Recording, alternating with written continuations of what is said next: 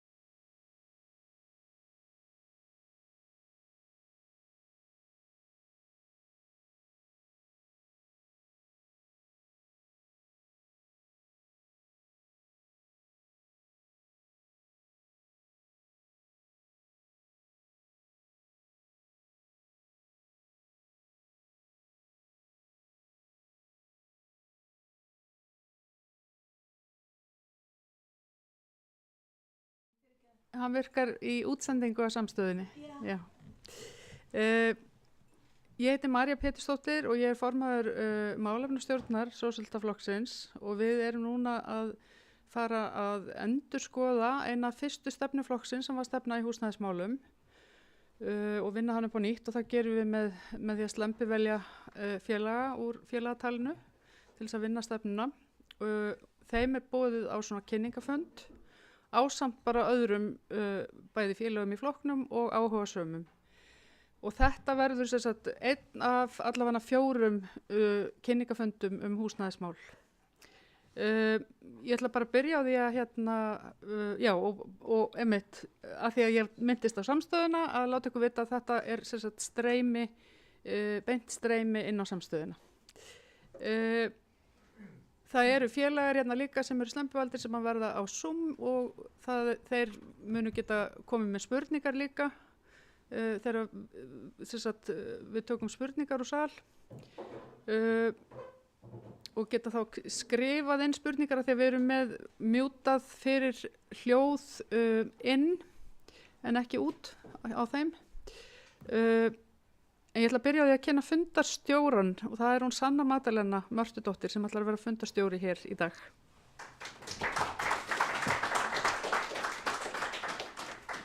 Góðan daginn, gaman að sjá ykkur öll. Marja fór vel yfir þetta. Hann Guðmundur Hrafn Arngrímsson, formaður samtaka leigjenda, hann mun byrja á því að halda erindi, svo opnum við fyrir spurningar og svo mun Þórdís Bjarnleifsdóttir leigjandi einnig segja frá sinni stöðu. Þannig að bara Guðmundur, ertu tilbúin? Já. Frábært, bjóðum að velkomin. Já, góðan daginn, ég heiti Guðmundur Hrafn og ég er formaður samtaka leigjenda á Íslandi. Búin að vera það síðan áramótin 2021 og 2022 og frá því að við endurreistum samtökin í lok október og með aðalfundi í nóvember 2021 þá hefur þetta verið alveg ótrúlega mikil vinna vegna þess að það sýndi sig að það var ekkert andlag stjórnvalda í húsnæðismálum fyrir hendi nema á hendi verkalýðshreyfingarinnar sem að var að horfa á hagstærðir og samfélagi Getur talað í mækinn? Já, ok. Já, sem sagt, frá stofnun leigjendasamtakanna það áttu okkur strax á því að það var ekkert almennilegt andlag stjórnvalda í umræðunum húsnæðismál nema kannski af hendi verkalýðshreyfingarinnar sem var að horfa á þessi mál náttúrulega út frá sjónarhorni sinna umbjóðanda sem voru náttúrulega launakjör og komu náttúrulega reglu inn á leigumarkaðinn.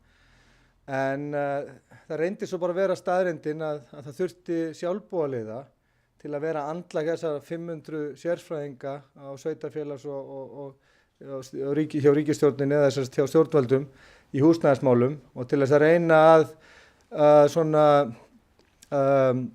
greiða úr þessari upplýsingaóreiðu og líka bara til þess að átta sig á því hversu umfangsmikil svik hafa verið við fólk á leigumarkaði undanfarin 15 ár. Og það nær náttúrulega lengra aftur í tíman. Það eru til greinar og áköll og aðgerðir fyrir leigjendur alveg aftur til 10. áratugarins. En staðan hefur hins vegar farið hratt versnandi strax eftir hrunið og svo líka strax núna eftir 2017. Ég kem að því seinna hvernig árið 2017 skiptir svolítið miklu máli í þessu samhengi.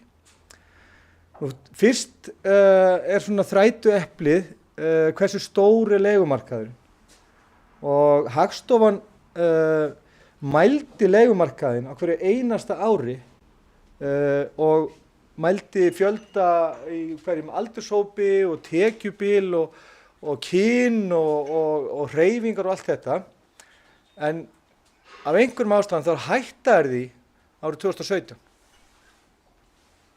Og það er svo margt sem að kemur saman hérna árið 2017, það er eins og að svona einhver ákveðin áætlun hafi gengið bara upp á þessu ári og við skulum skoða það eins.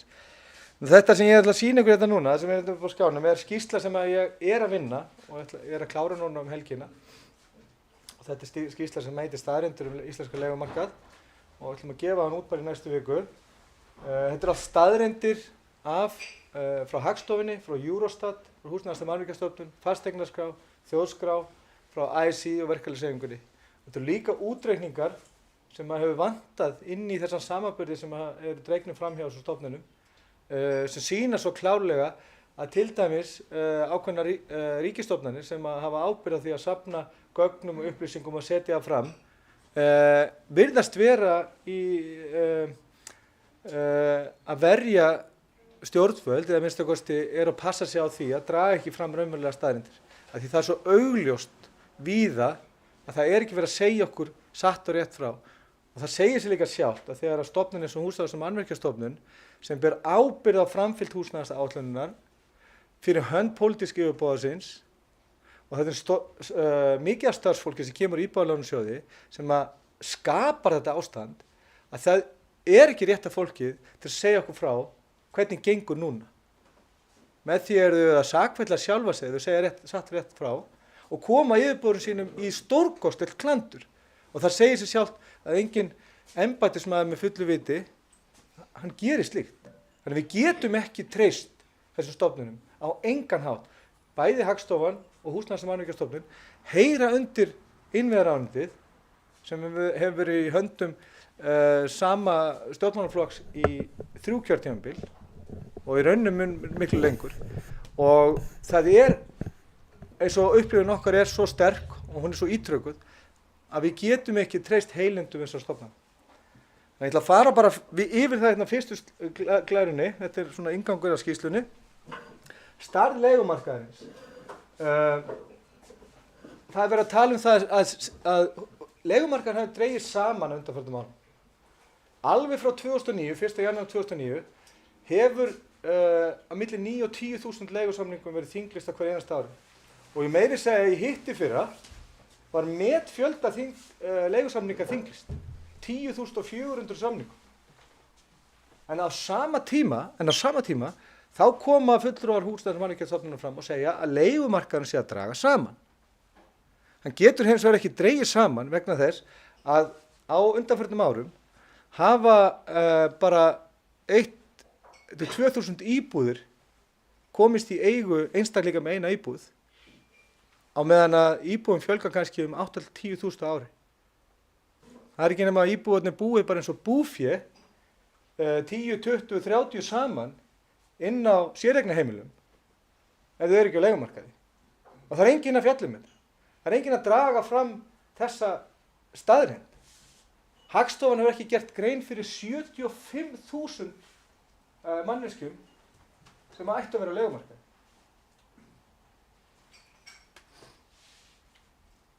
Hagstofan sagði hins vegar árið 2016 að leigumarkaður er 26,4% allra heimila.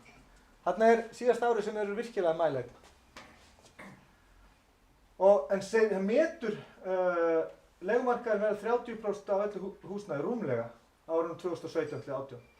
Og það er út frá hreyfingalistum. Þá eru að athuga hvort að fólk er að komast af leigumarkaði og það kemur í ljós að fólk sem er komið um 30 kemst ekki af leigumarkaði. Og svo náttúrulega við eignarhald á húsnæði og íbúafjölgun þá er þetta fólk á leigumarkaði. Og þeir meta stærðina rúmlega upp í 32%. Og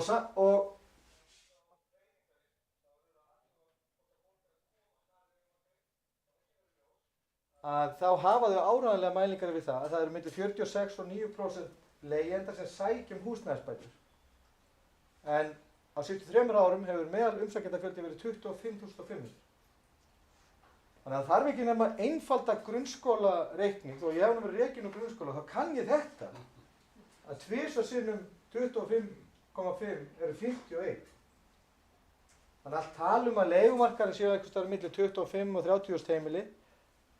Það bara á ekki við rök að styðjast og það er rauninni grafalvarlegt að okkur sé sagt þetta af stjórnsýslustofnun og kjörnum fulltrúum ítrekað gang på gang på gang.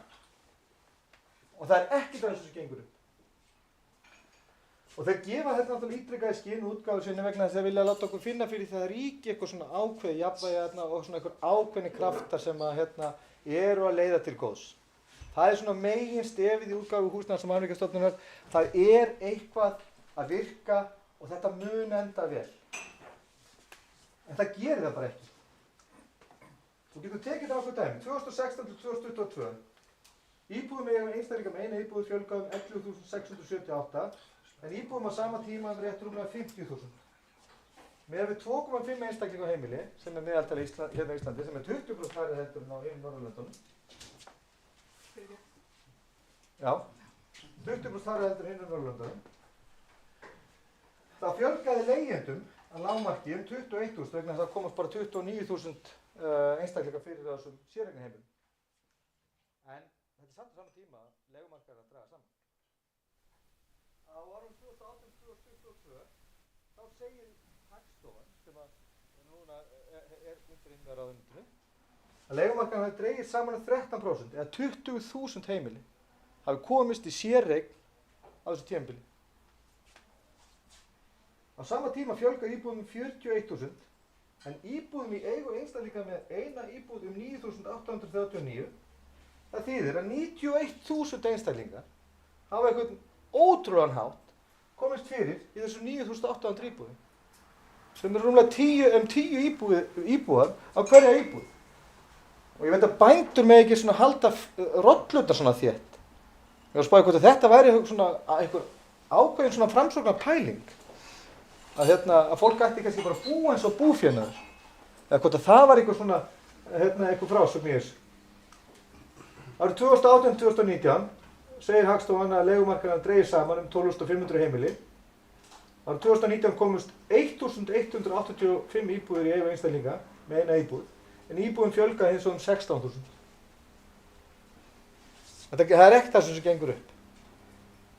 Samtök leigjenda, út frá bæði skýrslum sem hafa verið gefnar út frá háskólanum, út frá greiningum ASÍ og þessum hreyfingum sem allar opinberar tölur mannfjölda þróun og eignarhald og húsnæði, þá leigumarkaðurinn í kringum 27-9% eins og hann var metinn á árunum 2014-16 og jafnvel eftir það og í kringum 47-8-9.000 heimili sem þýðir að þetta yfir 100.000 einstaklingar sem að búa á leigumarkaði.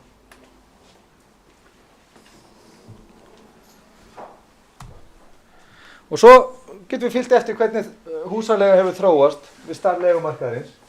Það kom út skýrsla núna fyrir nokkur dögum síðan frá Húsnæðis- og mannvirkjastofnun sem segir að húsaleiga hefur nú ekki haldið í verðlag frá árinu 2020. Og það er náttúrulega af hentugleika sem að apríl 2020 allt í einu orðið uppáhaldsviðmið Húsnæðis- og mannvirkjastofnunar af því þá skall COVID-faraldurinn á fullu þunga. Og þá losnaði einhverja 5.000 skammtímalegu íbúðir og húsaleiga hætti að hækka í sama krafti eins og hún hafi gert sem hlutfall af fasteignaverði. Og þá hafði allt í einu hagur leigjenda vænkast þó að vísitala húsaleigu hafi hækkað 13% á tímabilinu, sem margfalt meira heldur en annars staðar. En hins vegar, ef við lítum aftur bara til 2011 frá því að vísitala húsalegu byrjaði að gefa hann út, þá hefur hún hækkað 127% umfram verðlag á öllu tímabilinu. Það er frásögnin sem gildi fyrir leigumarkaðinn, ekki frá 1. apríl 2020. En það er alltaf af þessum hentugleika sem að Húsnæðis- og mannvirkjastofnun horfir á, leitar eftir einhver ákveðnu samhengi sem getur styrkt þessa orðræðu að það sé allt í lagi á leigumarkaði. Þannig ég byggur bara að varast að lesa of mikið í útgáfu Húsnæðis- og mannvirkjastofnunar sem því miður svo stofnun sem leggur upp með erindi hvort og hversu brýnt það að bregðast við ykkur ástand á húsnæðismarkaði. Þess vegna þetta graf alvarlegt að kjörnir fulltrúar fái þessar upplýsingar. Húsaleigur hækka 72% umfram byggingavísitölu frá 2011. Það stundum talað að húsaleiga eiga að fylgja byggingavísitölu, til dæmis eins og í Belgíu, það miðað við byggingavísitölu sem svona réttmætt útreikning aðferð við uppfæra húsaleigusamninga. En húsaleiga hefur svo hækkað 7 sinnum meira heldur en að meðaltali í Evrópu. Hún búin að hækka 134% frá 2011, hún búin að hækka 17% að meðaltali á meginlandinu. 134%. Og ég spyr bara, hvert raunverulegt viðmið fyrir húsaleigu? Vegna þess að það umræða sem við verðum að taka. Við verðum að taka umræðina hvað eigum við miða við, hvað er réttlætt og sanngjarn húsaleiga, vegna þess að stendur í lögum hún eigi að vera það. Við getum ekki látið markaðinn ráða því, sérstaklega þar sem að það er engin valkostur annar heldur markaðurinn. Og það segir bara í lögum og Evróputilskipun ójafna samningsstöðu að það ríkir ekki, það er ekki réttlátt samningsákvæði sem að koma til þegar samningsstaða aðila er ójöfn. Það er með öðrum orðum bannað. Og húsaleiga hefur þróast á mjög óeðlilegan hátt í samanburði við allar aðra hagstæði. Það er alveg sama hvar maður ber niður. Laun, verðlag, byggingavísitölu, fasteignaverð, fasteignaskatta, lóðaverð, það er allt óeðlilegt við þetta.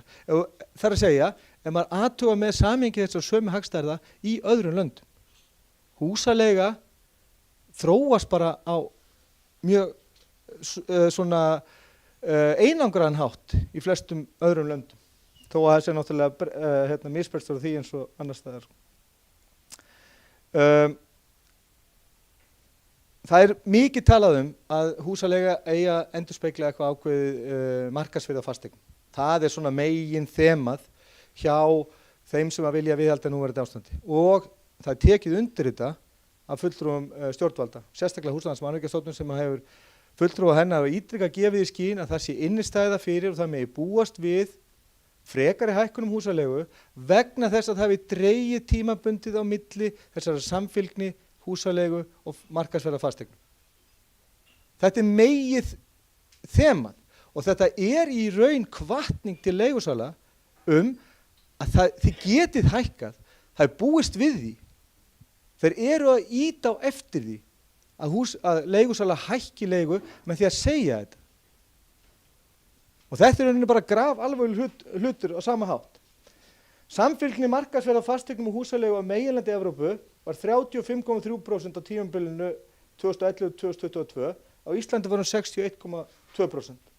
Hún var 74% hærri hérna á Íslandi. Og við greinum þetta niður bara í nokkuð tímabil. 2011-2020 þá er samfylgni markaðsverð á fasteignum og húsaleigu á meginlandinu 46,6% en 90,1% hér, hún er 93% hærri. Og svo, þeir velja nú alltaf hérna frá 2020, en hvernig var þetta hérna 2 árum á undan 2020? Þá hækkaði húsaleiga næstu 7 sinnum meira heldur en fasteignaverð. Og 650% meiri samfylgni á milli húsaleigu og fasteignaverðs á Íslandi heldur en á meginlandi Evrópu. En samt koma þessi HR fram og fulltrúar þeirra í stjórnsýslunni og segja af því að í apríl 2020 þá drógur þessa samfylgni þá sé tilefni til þess að hún fara af stað aftur. Og það virðist rosa fáir, meira að segja fulltrúar okkar launafólks í verkalýðshreyfingunni, þeir mótmæla þessu ekki. Og það finnst mér líka alvarlegt. Þess að maður myndi ætla að þetta væru samherjar okkar sem að tækju undir það að þetta er alvarlegt og þetta er meira að segja dauðans alvara. Af því að þetta skiptir fólk gríðarlega miklu máli. Og við skoðum bara að þetta snertir verkalýðshreyfinguna og launafólk, álag húsaleigu á laun. Og við skoðum bara samhengi húsaleigu hérna á höfuðborgarsvæðinu og álag húsaleigu á laun og miðum þetta við höfuðborgarsvæði hinna Norðurlandana, þá kemur að ljósa álagið, álag húsaleigu á launin er 2-falt herri heldur en hérna heima á Íslandi. Og jafnvel þó að við förum aftur til 2011 þegar álagið var að minna með 59%, það er að segja meðalverð á 80-105 íbúðu höfuðborgarsvæðinu var 115.000 krónur árið 2011, þá voru lágmarkslaunin 211.000. Þannig að álagið var 59%. Og það kom upp í 68% að jafnaði í dag, samkvæmt mældri húsaleigu. Og vel að merkja, mæld húsaleiga er 20-30% lægri heldur en raunlega. Því mæld húsaleiga, samkvæmt Verðsjá húsaleigu, Húsnæðis- og mannvirkjastofnun, hún hefur að megnum til eldgamla samninga og mjög ódýra samninga hjá leigjendum sem eru það tekjulágir, leigja lítið ódýrt og eru gjaldgengir fyrir húsnæðisbætur. Og það eru milli 46 og 9% leigjenda.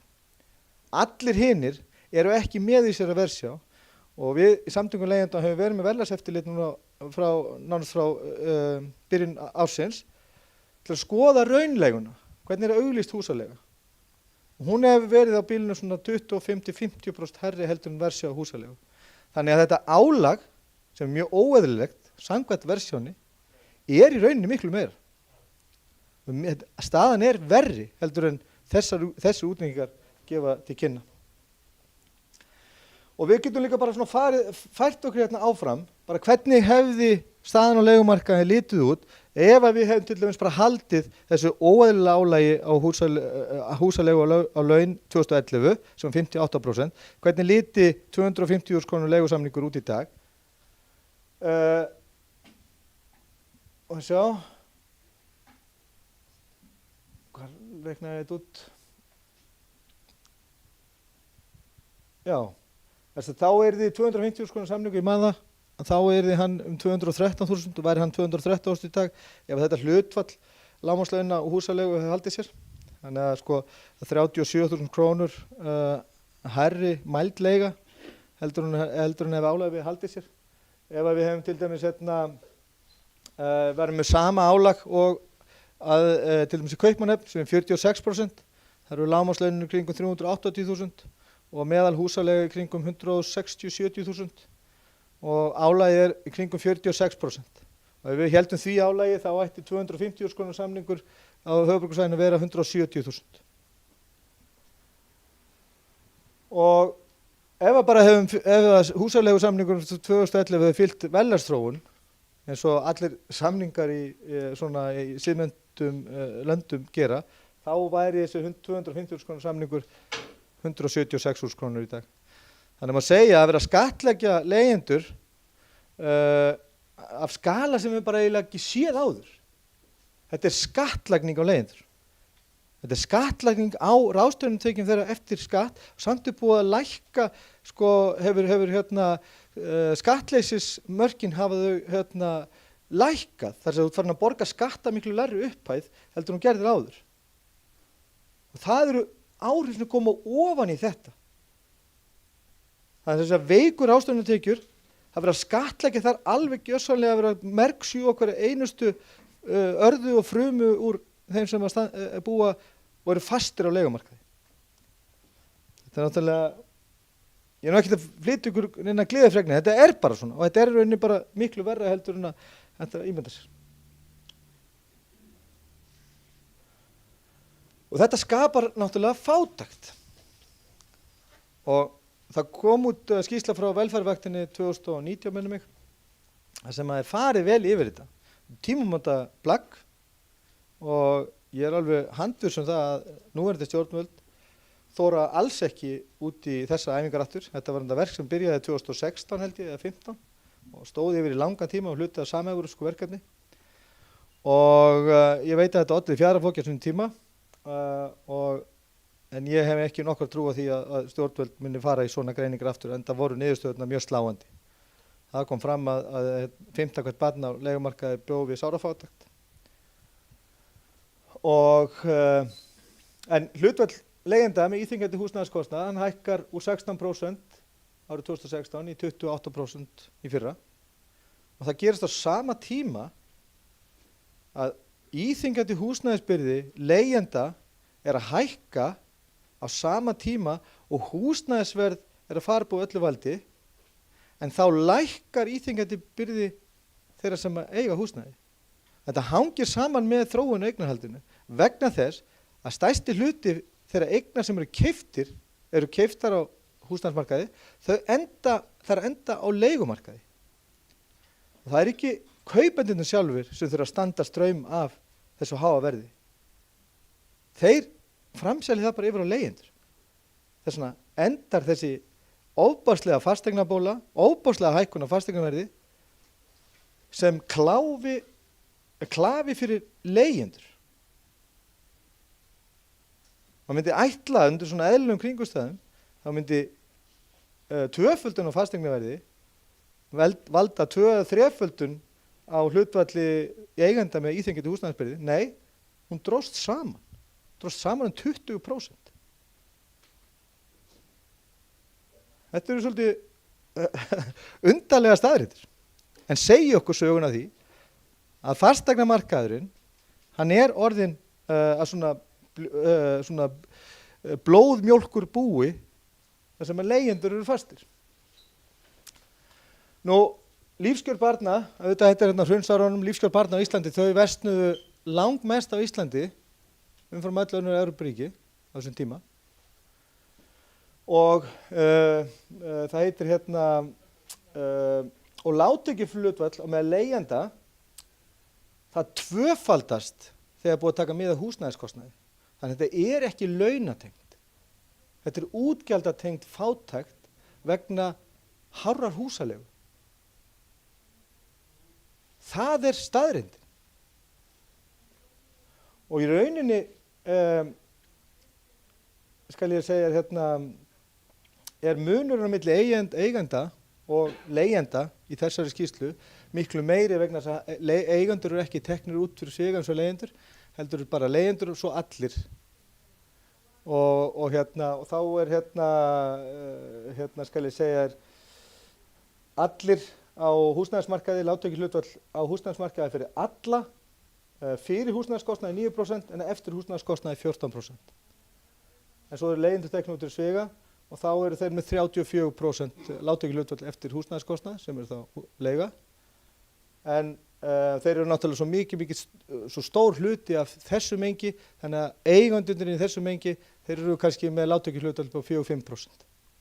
Þannig að lágtekjuhlutfall meðal leigjenda er kannski 7-8 sinnum algengara vegna húsnæðiskostnaðar. Það er ekki tekjutengt fátækt. Og Vilborg Oddsdóttir, talsmaður hjálparstofnunar kirkjunnar, hún segir að íþyngjandi húsaleiga er eitt stærsta áhyggjuefni fólk sem býr við fátækt á Íslandi, hvort sem það leigir á almennum markaði eða hjá sveitarfélögum. Það er húsaleiga sem er að valda þessari fátækt og þetta eru ummæli sem ég fengi áður frá hjálparstofnunum á höfuðborgarsvæðinu, að fólk sem er að koma þarna ósofi, eins og mér var sagt einu sinni, fólk sem er ekki sofið í mörg ár og er að koma og fá aðstoð við framfærslu, að eru fátæk út af húsalegunni.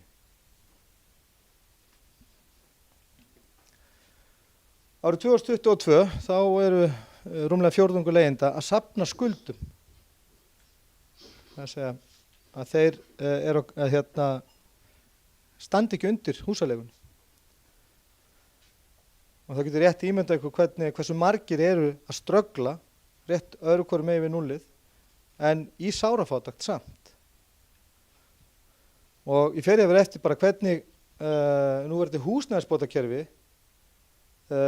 ýtir undir þessa þróun. Hún ýtir undir fátækt. Það ýtir undir fátækt. Húsnæðisbótakerfi.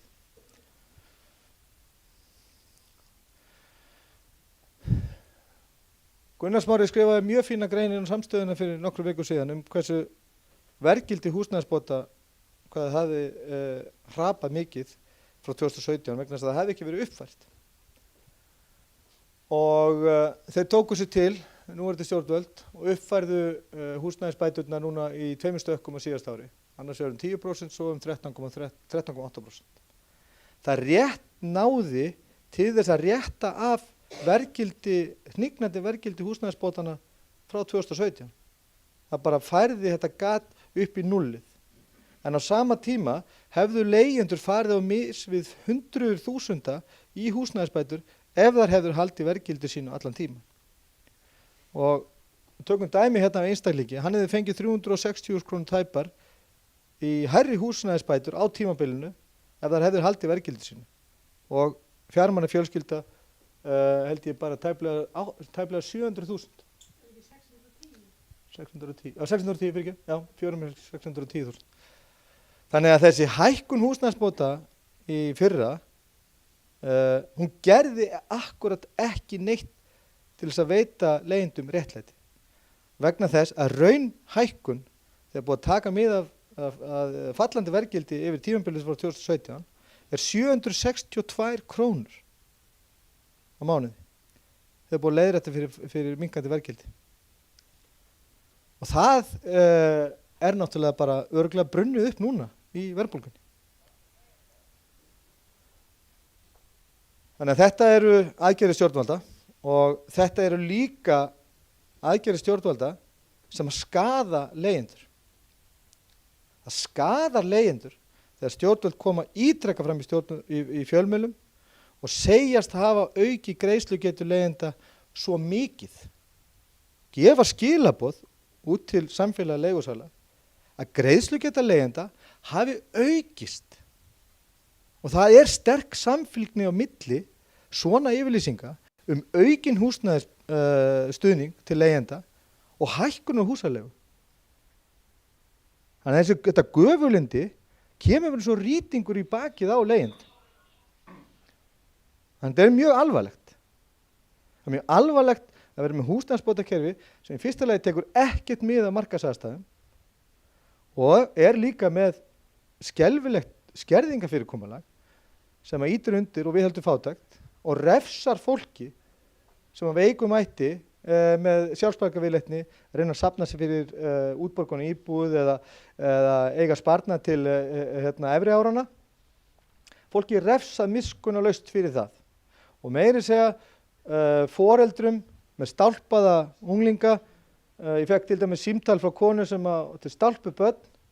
Hún búin að vera að láta þau safna hverju einustu krónu sem þau unnið sér inn sem voru 14 ára gömul vegna þess að hún vill ekki sjá að þau fara á leigumarkað. Og svo var eldri dóttirinn 18 ára daginn og hún búin að safna sér einhverjum 5 milljónum. Að þá kom Húsnæðis- og mannvirkjastofnun og rukkaði um að ógreiddar húsnæðisbætur vegna þess að samanlagðar eignir 18 ára eldri á heimilinu og orðnar svo háar að nú var mamman að borga húsnæðisbæturnar tilbaka. Ég var bara að lesa skýrslu frá framkvæmdastjóra húsnæðisbótakerfisins hjá Húsnæðis- og mannvirkjastofnun. Hún gerði nú mastersverkefni sitt hjá Háskólanum á Íslandi í fyrra akkurat þetta og fer bara ágætlega yfir þetta.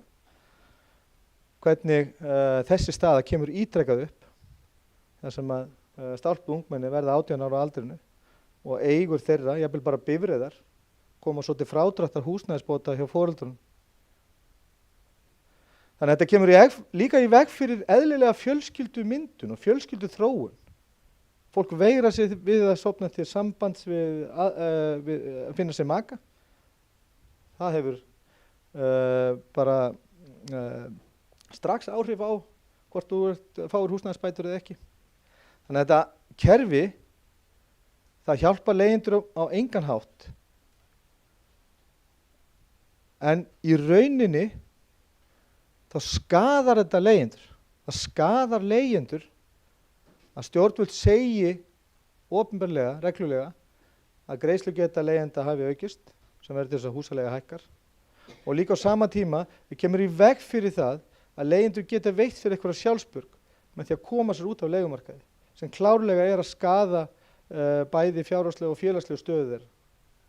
Og ég veit bara ekki alveg hvaða áætlun er í gangi af því að við getum ekki gefið okkur að 500 manns með kannski samanlagt 450 ára háskólamenntun og með árstekjur upp á 5 milljarða vinnandi stanslaust við eitthvað kerfi í 10 ár að þetta hafi gerst eitthvað óvart. Við getum bara alls ekki gert ráð fyrir því að við búum við svo mikla kollektífa heimsku hjá svona stórum hópi af vel launuðu og vel menntuðu fólki. Þetta er ekkert óvart. Ekki neitt. Svo komum við hérna vísitölutengingum húsaleigusamninga. Það er nú annar brandarinn. Fyrir að fyrsta þá er engin lagaheimild fyrir vísitölutengingum húsaleigusamninga. Þau lög voru felld úr gildi 1. janúar 1999. Vegna þess, samkvæmt Davíð Oddssyni sem þá var ráðherra Hagstofu og forsætisráðherra, hann sagði þá, felldi þessi lög úr gildi og sagði að þau voru verðbólgu hvetjandi. En, samkvæmt sín eigin doktrín, þá sagði hann að það ríkti samningsfrelsi í landinu Og leigjendur og leigusalar verður best í þess fallnir til þess að ákveða sjálfur hvernig breytingum á leigufjárhæð myndu verða á leigutíman. En lögin voru felld úr gildi. En það sleppti ég náttúrulega ekki nokkuð maður að vísitölu tengja húsaleigusamningana. Það var bara engin lagaheimild fyrir því. En það er þess að samningsfrelsi. En það er líka lög það að samningsákvæði sem koma til þegar samningsstaða er ójöfn, það eru ólögleg samningsákvæði. Og svo er ekki bara það að þetta er ekki lagaheimild fyrir þessu, og þetta er mjög algengt, þetta er miklu frekar regla heldur en undantekning, að þá er tíðni og framkvæmd á Íslandi mjög sérstök. Húsaleigusamningar eru, held ég bara öllum tilvikum, uppfærðir mánaðarlega samkvæmt vísitölu. Og það eru fyrst og fremst leigufélögin, þessi stóru leigufélög, sem komu þessu svona almennt á með því að vera með þessar yfirlýsingar og voru fyrirferðar mikið í fjölmiðlum að samningar eru vísitölu tengdir og vísitölu tryggðir og verðbættir mánaðarlega. Nú, í flestum öðrum Evrópulöndum þá gerist þetta bara einu svona ári.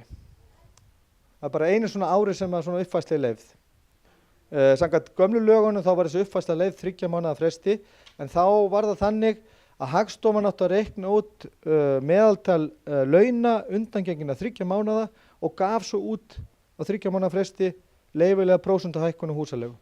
Það var ekki verðlag eða húsnæðisvísitala, það var launaþróun, það var hengt við launaþróun og það er gert sumstaðar. Það sumstaðar vísitölu tengingar húsaleigusamningar tengd við laun, en oftast náttúrulega við almenna verðbólgu eða verðlag. Það sem að gerist þegar að við vísitölu tengjum og uppfærum leigusamninga í hverjum einasta mánuði í stæðin fyrir einu svona ári, eins og gert er í öllu nágrannalöndunum okkar og meira að segja líka í Kanada og Nýja-Sjálandi og Bandaríkjunum, það er náttúrulega mismunandi lög og reglur eftir þessum fylkjum í Kanada og Bandaríkjunum. En það eru eitt fylki í Kanada sem heimilar uppfærslu samkvæmt vísitölu mánaðarlega, en öllum hinum fylkjunum er þetta einu svona ári.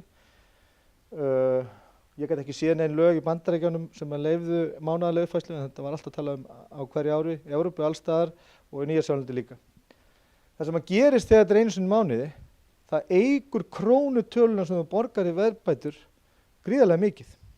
Ég tók sem dæmi 280.000 krónu húsaleigusamningur sem er undirritaður 1. janúar 2017 og fram til dagsins í dag. Ef hann hefði verið uppfærið samkvæmt vísitölu einu svona ári í 1. janúar hvert ár, þá bara bættist við krónu upphæð sem miðaðist við hvernig vísitalan er hækkað. Henni var bætt við húsaleigu upphæðina 1. janúar þess árs og svo upphæð gilti svo bara fram að næstu uppfærslu. En með því að gera þetta hverjum einasta mánuði, þá borgaði leigjandinn 364.000 krónur aukalega í þessa vísitölu tengingu. Hann er að borga hverjum einasta mánuði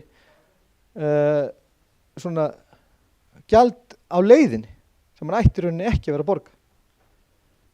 Og ég veit að flokkur fólksins er búinn að leggja fram frumvarp að þess verði sett lög að vísitölu tenging húsaleigusamninga megi bara gerast einu svona ári, eins og er víðast annars staðar. Og svo er þetta víðast annars staðar líka, sérstaklega núna síðustu 2-3 árin, hafa fleiri og fleiri ríki í Evrópu gefið út líka opinberlega hvað húsaleigu má hækka mikið. Það er ekki bara automatist sjálfkrafa hækkun samkvæmt verðbólgu, heldur segja stjórnvöld húsaleigusamningu má hækka 2% þó að verðbólga sé 12%, eins og á Spáni til dæmis. Og það var enda til þess, þegar settu leigubremsu á Spáni, sem var til þess að verðbólga til dæmis, hún dróst saman 60% á nokkrum mánuðum. Þetta er svo verðbólgu hvetjandi eins og Davíð hinn mikli sagði sjálfur í janúar 1999. Þannig að þetta er enn eitt risameinið. En það sem er kannski líka svona jákvæði punkturinn í þessu, þarna er þessu löggjöf frá 1983 sem var samþykkt einróma á Alþingi. Og þetta var einasti alþingismaður sem samþykkti þessu lög. Ég var að lesa af nefndaráliti frá þessu tíma og það var bara, allt íhaldið og allir, alveg sama hvar þeir stóðu, þeir samþykktu þetta allir einróma, þeir þurfti ekkert umræðu. Bara leigubremsa, já. Og þetta bara fór fyrir þingi og bara var afgreitt strax. Og hún var í gildi í 16 ár, þessi leigubremsa. En þetta þykir alveg ægilega framandi fyrirbrigði fyrir íslenska stjórnmálamenn í sérstaklega í þessum meirihluta í dag. Þrátt fyrir að koma úr sömu flokkum og studdu þetta og fylgdu þessu eftir á þessum tíma. Allt þetta, þessi svona íþyngjandi húsnæðiskostnaður og hvernig umhverfið alltaf er á leigumarkaði, veldur því að fólk þvingað til þess að vera á leigumarkaði. Alveg tölur alveg eins og langt og frá því að mælingar hófust, þá hefur mikill minnihluti þjóðarinnar vilja vera á leigumarkaði og það hangir náttúrulega svolítið sama með að það voru allir á leiðinni sitt eigið húsnæði. Þeir voru leigumarkaði sem námsmenn eða að þeir voru á sjó eða eitthvað og þurftu að leiga sér í herbyggi íbúð og voru allir á leiðinni í sitt eigið húsnæði. Hlutfallið var í kringum svona 20% lengi en hefur minnkað 50% á 1,5 áratug og alveg stöðugt síðustu 10-15 árin, þá hefur hlutfallið verið svona milli 8-11%. Það er 8-11% leigjendar sem eru að leigumarkaði af því að þeir kjósa það. Það segir okkur þá sögu að 89-92% af þeim sem eru á leigumarkaði eru það ekki af eigin vilja. Og það er svona almenn skilgreining á því svona nauðung og vist eða þvingari veru einhvers staðar og hún í eðli sínu refsing eða ofbeldi. Það er ekkert annað sem að svona þessi almenna konceptual skilgreining á þvingari veru einhvers staðar, það er refsing eða ofbeldi.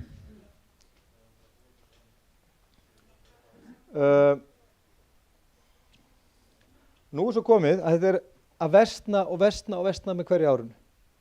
Það hefur verið mældar hreyfingar á leigumarkaði alveg frá 2014 og alveg til 2021 sem sýndi að hópar leigjenda sem eru eldri en 34 ára að þeir eiga svona frá 1,5 til 2,4%, það var svona aðeins breytingum milli ára, möguleika á því að komast út á leigumarkaði. En svo minnkaði hlutfallið alveg í 0,5% þegar fólk var komið yfir 50. Og þannig að sko möguleika fólk sem eru konur í 30 að komast á leigumarkaði eru minni heldur en að læknast af ebólu. Og ebóla er skæðasta pest sem við vitum í náttúrunni. En það eru minnst okkur 10% líkur á að lifa hann af. En það eru nánast engar líkur á að komast á íslensku leigumarkaði. Alveg sama hversu mikið eitur þetta er.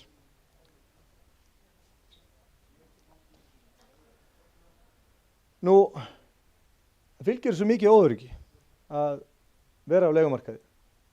70% leigusamninga, þetta er nú ekki verið mælt nýlega, en alveg fram til 2020, frá 2014 til 2020, það eru kringu 70% leigusamninga 1-2 ára samningar. Það er ekki nema 4% samningar sem eru til lengri en 5 ára. Þetta er líka gert til þess að geta hækka húsaleiguna við endurnýjun samning, sem er alltaf gert og við höfum séð það bara í leiguskrá sem er merkilegt Excel-skjal sem að Hagstofan held ég hafi gefið út frekar en fasteignaskrá og gaf út lengi en er hægt að gefa út núna, þar sem það var að sjá þar sem það var að sjá þróun á húsaleigu á sömu heimilsföngunum.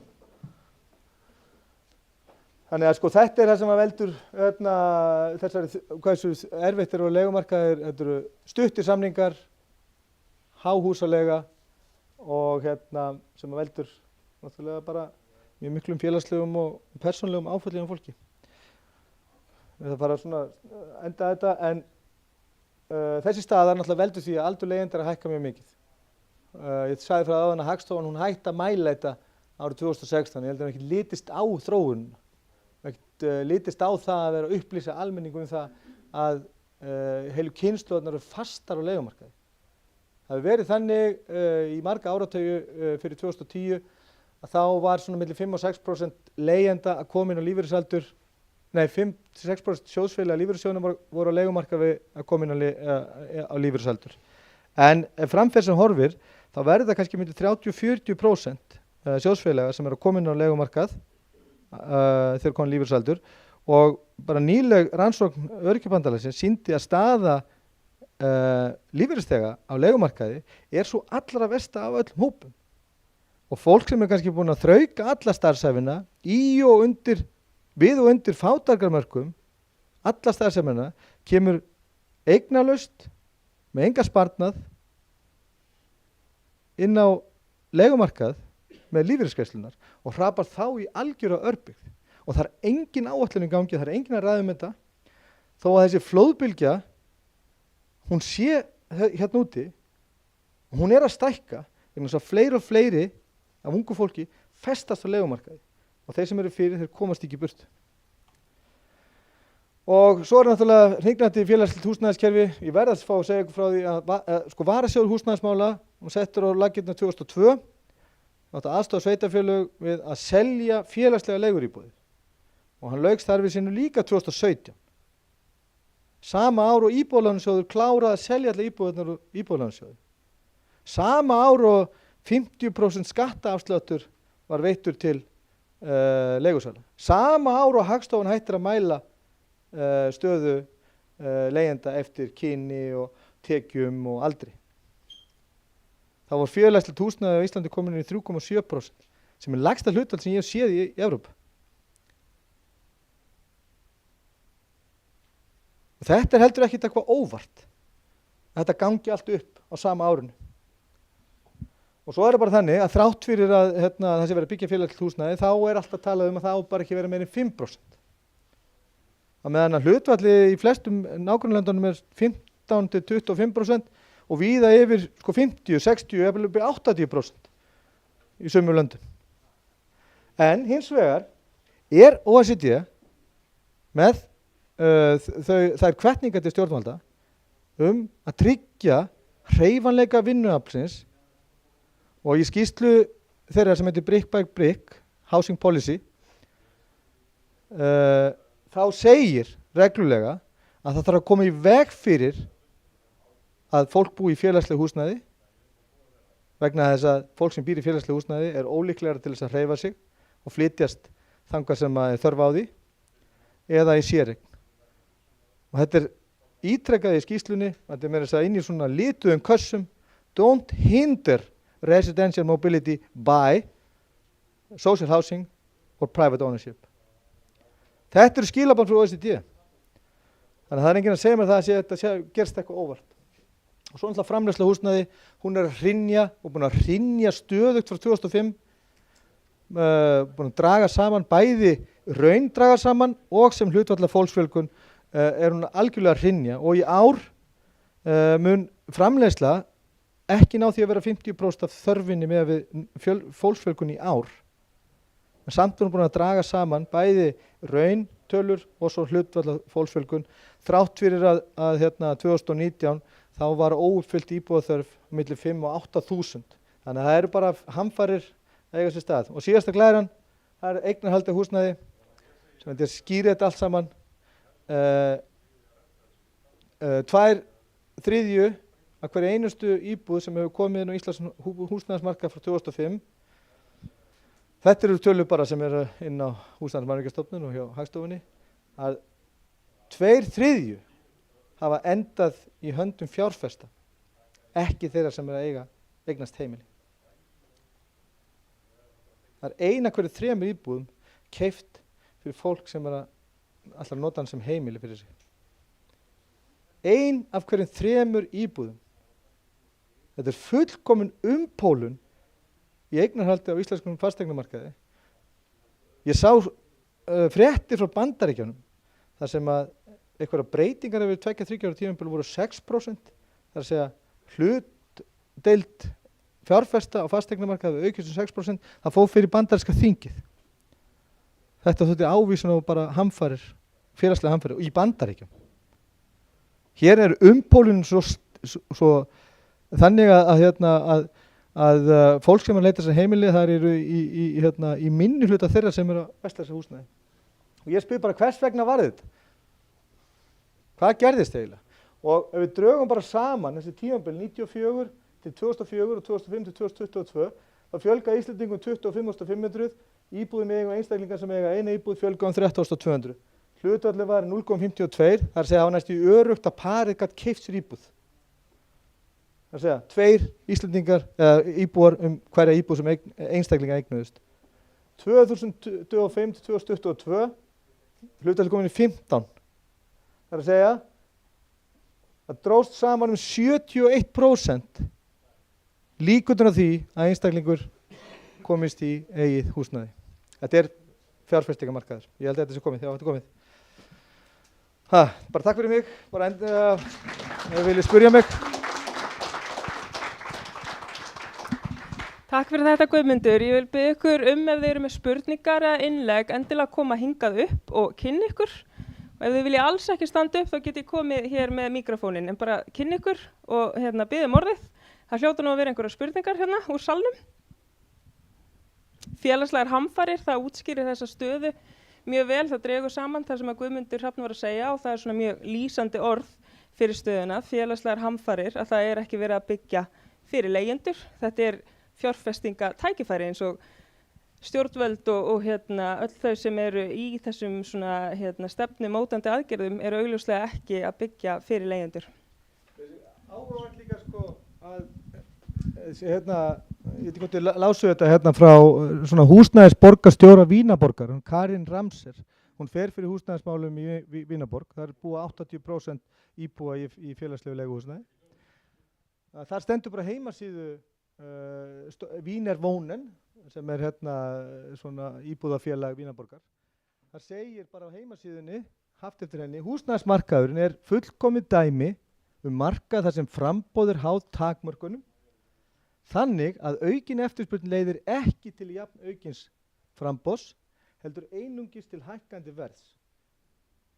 Og við sjáum það bara á fasteignamarkaðum að það ríki ekki svona hefðbundin markaðslögmál og sérstaklega þar sem að er eiginlega engin valkostur eða félagslega rekin leigumarkaður eða húsnæðismarkaður, þá er engin valkostur og þá er engin hvati fyrir fjárfesta til að auka framboðið eða gera aðgengi auðveldara vegna þess að fasteignaverð mun bara endalaust hækka með því að þeir viðhaldi svona ákveðnum skorti. Þannig að tala að 5% félagslega rekin húsnæðismarkaður muni verða einhvers konar lausn, það segir sér sjálft að verður aldrei. Það er engin samningsstaða að þegar að frjálsmarkaður er með 95% húsnæðismarkaðunum og 5% markaðunum félagslega rekin, bara verður aldrei. Þess vegna þarf að setja reglur. Það þarf að setja reglur þangað til að samningsstaða fólks á húsnæðismarkaði er orðin jöfn. Það er bara, það verður að bregðast við svona. Það er ekki nóg heldur að byggja. Það sýnt sig, það sem verður að byggja, það eru bara aðrir að kaupa sem að ætla ekki að flytja inn í húsnæði og eru að íþyngja þeim sem að flytja svo inn í það. Takk fyrir þetta Guðmundur, það var ein spurning hér og svo. Já, ég vildi bara segja að ég er ung fötluð kona og þetta hefur mjög mikil áhrif sérstaklega á fatlað fólk eins og mig að því ég veit að núna bara þetta hefur svo mikil áhrif á jaðsetta hópa og ég veit að ég mun vera bláfátæk alla mína ævi og það er ekkert sem ég get gert í því. Ég get ekki unnið mikið, ég er einhverf, ég get ekki, það er mikið mál fyrir mig að vinna mikið, ég myndi bara brenna út hratt. Það er bara ýmislegt sem ég gæti, sem annað fólk getur gert, sem ég bara get ekki gert og ég get ekki, mér finnst það bara svo fúlt. Það er ekkert sem ég get gert, ég mun vera bláfátæk alla mína ævi og mér finnst það bara ömurlegt.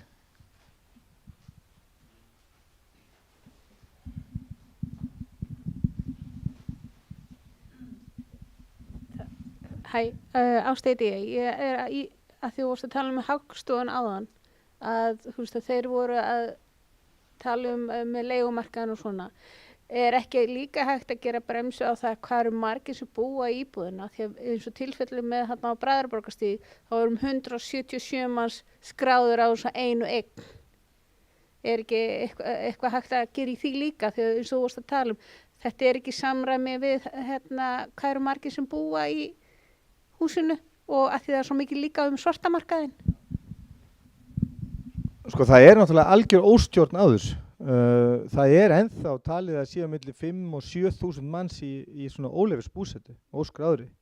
Og þetta dæmi svo nefnir, þetta er náttúrulega bara einn ángin af því sem hversu mikill ólestur á þessu og hversu mikið skeytingarleysi er gagnvart stöðu fólks á húsnæðismarkaði. En er ekkert sýtli lög í það? Þú mátt bara skrá svo marga. Ég veit ekki nákvæmlega hvernig það var breytt lögheimilisskráningu var gerð flóknari fyrir nokkrum árum síðan vegna þess að fólk var að skrá til heimilis hjá fólki og annað. Þannig að ég held að sé búið að minnst ákosti girða fyrir svona komi fyrir aftur. En ég bara veit ekki hvernig þetta er. Ég veit bara að það er erfiðar að skrá lögheimili sitt bara einhvers staðar eins og var alltaf hægt. Þú gast bara flutt lögheimili á Greinumel 20 og bjóst kannski á Þórshöfn, sko. En það er ekki hægt lengur. Kannski fæ ég aðeins að svara þessu að því núna er sko beiðni slökkviliðsins verið að endurskoða lög brunavarnir og það eru 2 starfshópar hjá innviðaráðuneytinu að vinna í því. Hafa verið fréttur þetta núna undanfarið, einmitt út af svona málum og slysum og bruna sem hafa orðið og slökkvilið veit ég vill að það sé gert fyrir það að fólk geti skráð sig bara í einmitt rosa margir á sama lögheimili, bæði það sko og svo eins bara að það séu of margir í húsunum og það sé ekki búið að tryggja brunahólf og annað viðunandi. En þeir eru eitthvað samt að draga lappirnar sko, en þetta niðurstaðan átt að koma núna í júní en hún mun dragast sko. Þannig að, og hversna eru svona lengi að þessu, það er óskiljanlegt. Ég held að geti ekki gert þetta. Eigum að safna saman hérna spurningum, ég sé að Halldór og Karl hérna er að biðja orðið og svo eru hérna spurningar væntanlega af Zoominu, engar spurningar, en hérna Halldór og Karl og svo hérna ef að Guðmundur fær að bregðast við og svo kynnum við Þórdísi inn. Sjá, var Halldór fyrst?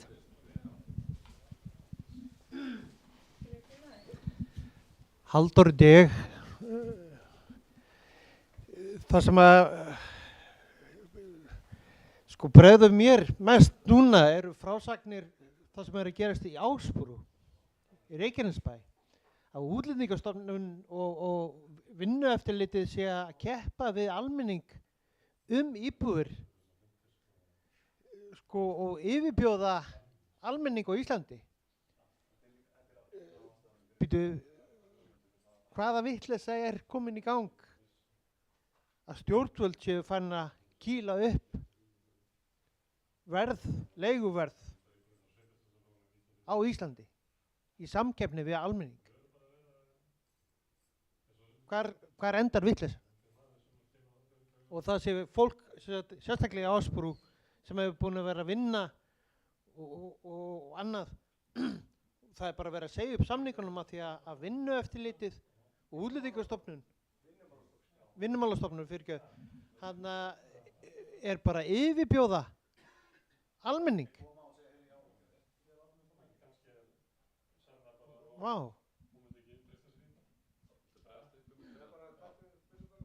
Já, mér langaði að benda á sko að í Noregi að þá var stóreignafólk að safna upp íbúðunum en fyrir held ég 3 árum þá settu þau bara reglugerð til þess að mæta þessari þróun að ef þú ert að kaupa húsnæði í fjárfestingarskyni eftir 3. íbúðina þá kikka bara inn auka skattar eftir fyrstu. Já.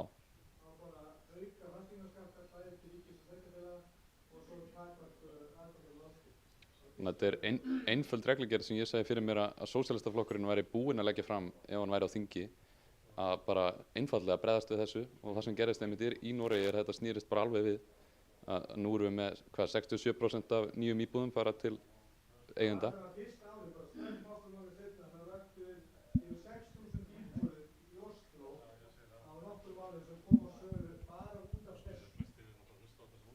Einmitt, þannig að þetta virðist fáránlega einfalt eitthvað sem maður ætti að gera bara strax og skrýta þess ekki gert. Já, Halldór, ég ætla að bregðast aðeins við þessu. Þetta er mjög alvarlegt mál sem að þetta er ekki bara á Ásbrú, þetta er líka hérna á höfuðborgarsvæðinu þar sem að yfirvöld bæði sveitarfélag og ríki, eru núna komin inn á leigumarkaðinn með mjög afdrifarikum hætti, ekki sem bjargvættir eða sem bjóða þessar félagslegu lausnir með því að byggja eða hækka húsnæðisstuðning. Nei, þau eru komin hérna inn sem til þess að auka og vanda allra. Og það er þannig að þetta er andstyggilega gert að svona etja saman tveimur viðkvæmustu hópum í samfélagunum okkar sem eru leigjendur og innflytjendur, etja þeim saman inn í einhverju hringleikahúsi og láta þá einhvern veginn að fara að fá anduð á hvort öðru. Af því að sko vandamálið eru stjórnvöld, það eru sameiginlegir, bara hálfpartinn óvinir okkar, bæði leigjenda og innflytjenda. Við eigum sameiginlega hagsmuni og við eigum sameiginlegt baráttumál, það er að fá stjórnvöld til að standa við skyldur sínar að útvega fólk í húsnæði. Þetta er mjög alvarlegt. Það er mjög alvarlegt vegna þess að það er líka verið að mismuna innflytjendum eftir þjóðerni. Þetta er ekki bara svona mismunum sem að leigjendur sjá hvað sér eða sem búa hérna fyrir, heldur líka leigjendur, innflytjendur sem eru nýkomnir hingað eru á leigumarkaði. Og það eru lög og reglur sem ná utan þetta og þess vegna held ég að sé bara svona í uppsiglingu einhvers konar viðbrögð við þessu. En það er rétt sem þú segir, Kalli, það eru lög í Noregi sem að tóka á þessu og þetta virkaði hratt og vel, auðvitað. Við ætlum að hleypa Þórdísi Bjarnleifsdóttur að sem með erindi hérna fyrir okkur, en svo gefst nægur tími í spurningar, þannig við munum alveg taka hérna spurningarnar og umræðurnar og ræða vel saman eftir, en ef við byrjum Þórdísi velkomna.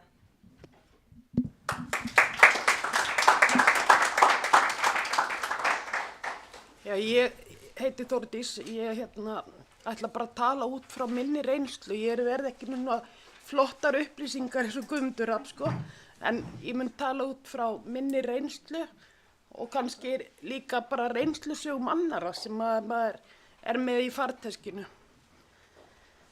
En ég sem sagt er búin að vera á leigumarkaði bara, já, frá því ég varð fullorðin, já, með börn og núna eru þau orðin uppkomin, þannig ég hef mikla reynslu af leigumarkaðinum. Leigumarkaðurinn var hérna áður fyrir, hann var bara tiltölulega sanngjarn og maður gat svona, já, borga leigu og þetta var bara svona, en í dag, sko, já, hér, sko, já, það sem að mér finnst raunin því ég lít tilbaka, það sem að gerist þetta bakslag þegar fóru að taka upp stýröryrki, allt í einu var settar á okkur svona húsaleigubætur og tekjur öryrkja voru farnar að skipta máli þegar koma á húsaleigubótum. Þar byrjaði leigan að hækka alveg gigatist. Þá var ég reyndar komin í félagslegt húsnæði og fyrsta árið mitt var ég borga mjög litla húsaleigu, sanngjarna húsaleigu út frá mínum launum. Svo kemur allt inn að það kemur svo húsnæðisbætur. Jú, leigan hækkaði sko frá 43.000 og eitthvað upp í sko 140.000. Og þá sko svo komu húsaleigubætur dróst frá, þannig ég var að borga 100.000 í leigu staðan fyrir 40 og eitthvað þúsund sko.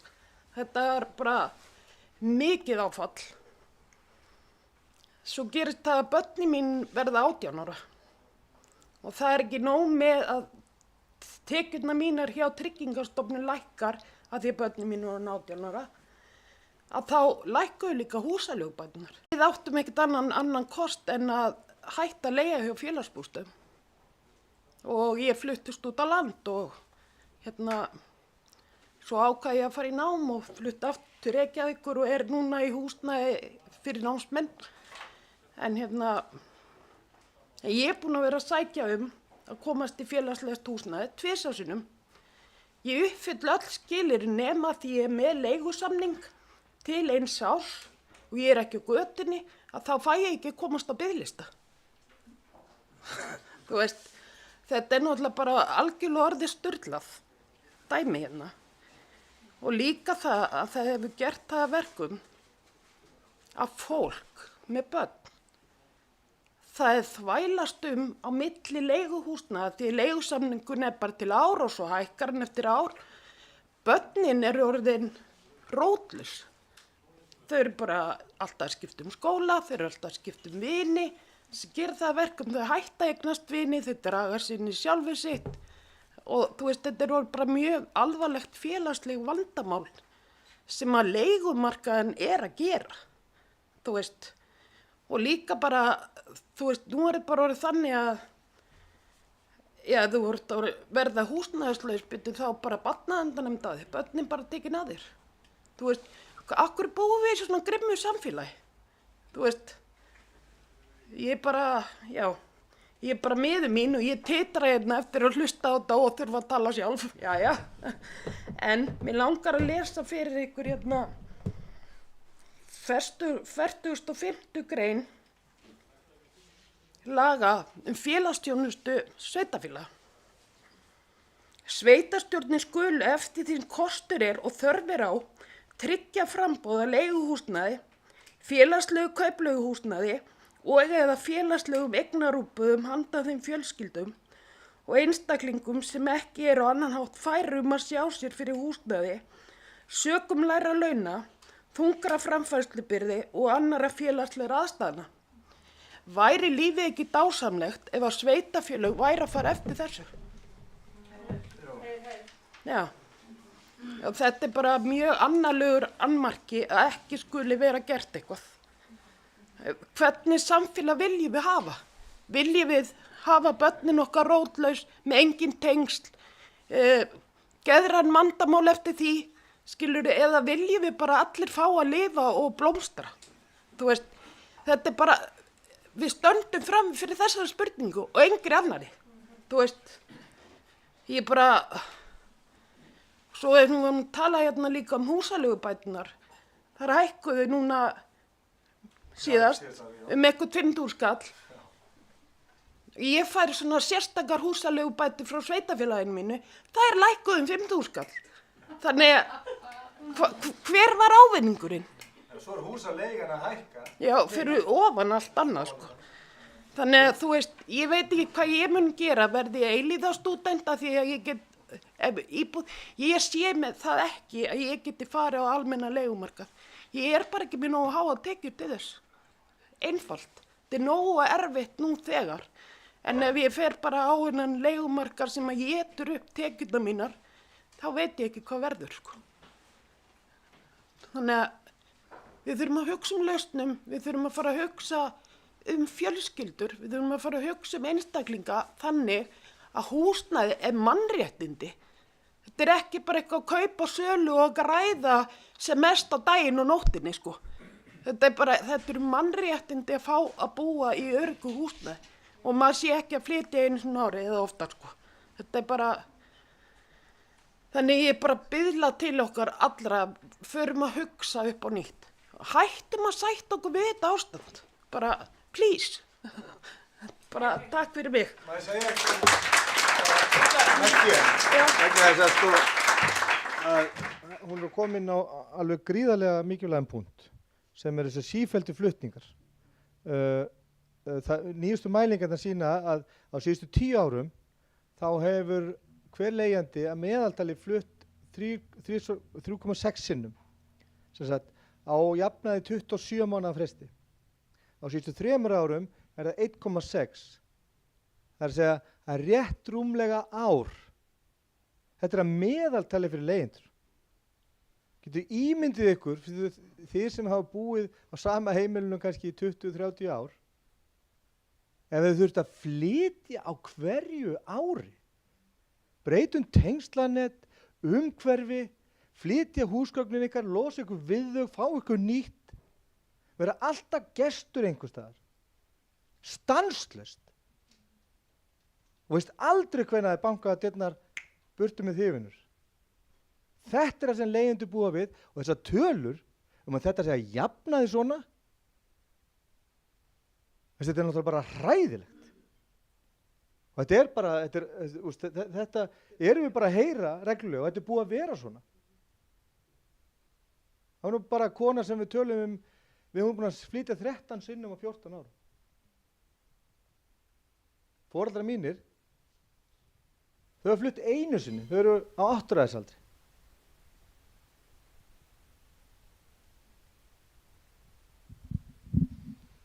Við ætlum að þakka þeim kærlega fyrir og svo ætlum við að loka útsendingu því að formlegar umræður eru búnar en við munum vera með spurningar þannig við erum ennþá öll hér að ræða saman en bara þakkum þeim kærlega fyrir þessi erindi.